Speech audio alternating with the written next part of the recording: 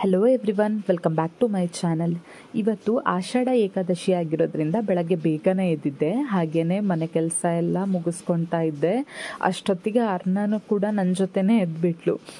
ಹಾಗೆ ಅಲ್ವಾ ಮಕ್ಕಳು, ಸಣ್ಣಕ್ಕಿದ್ದಾಗ ಅಮ್ಮಂದ್ರು ಎಷ್ಟು ಬೇಗ ಹೇಳ್ತಿರೋ ಅಷ್ಟು ಬೆಳಗ್ಗೆ ಅವರು ಸಹ ಎದ್ದು ಬಿಡ್ತಾರೆ.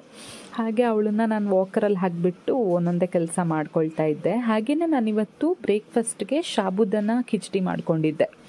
ಏಕಾದಶಿ ಆಗಿರೋದ್ರಿಂದ ಈರುಳ್ಳಿ ಹಾಕಿರೋ ಫುಡ್ ಏನೂ ಮಾಡಿರಲಿಲ್ಲ. ಸೊ ಬೆಳಗ್ಗೆ ಸಾಬುದಾನ ಕಿಚಡಿ ಮಾಡ್ಕೊಂಡಿದ್ದೆ. ಟೇಸ್ಟ್ ತುಂಬಾ ಚೆನ್ನಾಗಿತ್ತು. ಮತ್ತು ಇವತ್ತು ಅರ್ಣ ಪಪ್ಪ ಕೂಡ ಮನೆಯಲ್ಲೇ ಇದ್ದರು. ಹಾಗಾಗಿ ಸ್ವಲ್ಪ ಕೆಲಸದಲ್ಲೂ ನನಗೆ ಹೆಲ್ಪ್ ಮಾಡ್ತಾಯಿದ್ರು.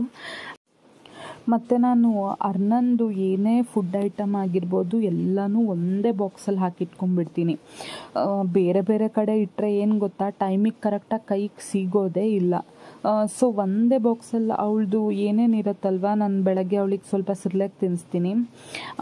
ಹಾಗೆಯೇ ಒಂದು ಪೌಡ್ರ್ ಮಾಡಿಟ್ಟಿದ್ದೀನಿ ನಾನು.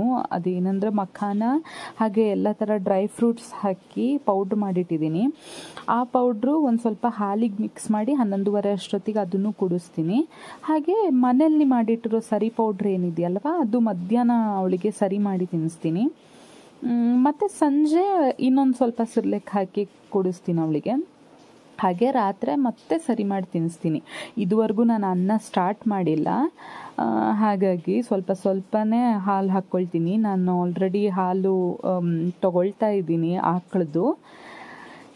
ಹಾಗೆ ಎಲ್ಲ ಕೆಲಸ ಮುಗಿದಾದ್ಮೇಲೆ ಸ್ನಾನ ಮಾಡಿ ಪೂಜೆ ಮಾಡಿಕೊಂಡೆ.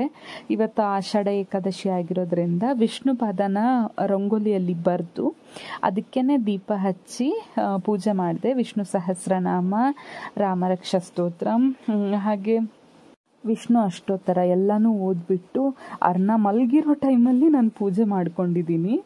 ಹಾಗೆಯೇ ಈವ್ನಿಂಗ್ ಅರ್ಣ ಅವ್ರ ಪಪ್ಪ ಏನಂದರು, ವೆಂಕಟರಮಣ ದೇವಸ್ಥಾನಕ್ಕೆ ಹೋಗಿ ಬರೋಣ ಅಂತ ಅಂದರು.